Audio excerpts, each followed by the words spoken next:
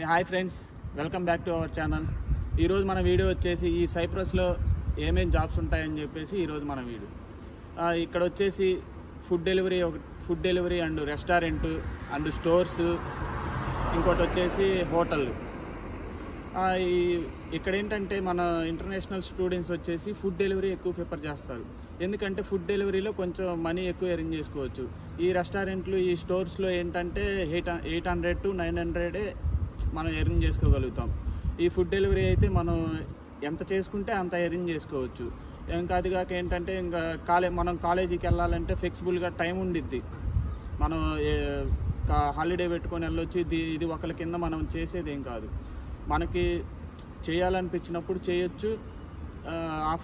ఒకవేళ నేను చేసుకుని నాకు పని ఉంది అనుకుంటే మీరు చేయకుండా కూడా ఉండొచ్చు. ఒకళ్ళు నువ్వేం జాబ్ చేయట్లేదని చెప్పేసి ఎవరేమి అడగరు. అదే రెస్టారెంట్ అయితే సండే టు సాటర్డే ఖచ్చితంగా మనం వెళ్ళాల్సిందే.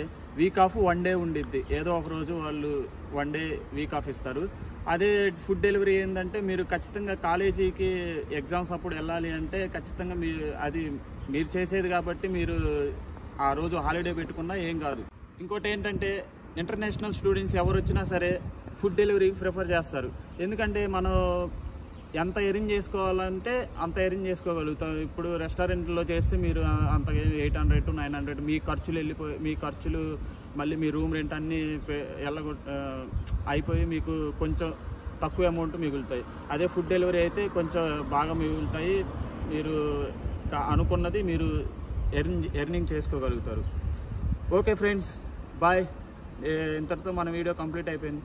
నెక్స్ట్ వీడియోలో కలుద్దాం. Okay friends, bye.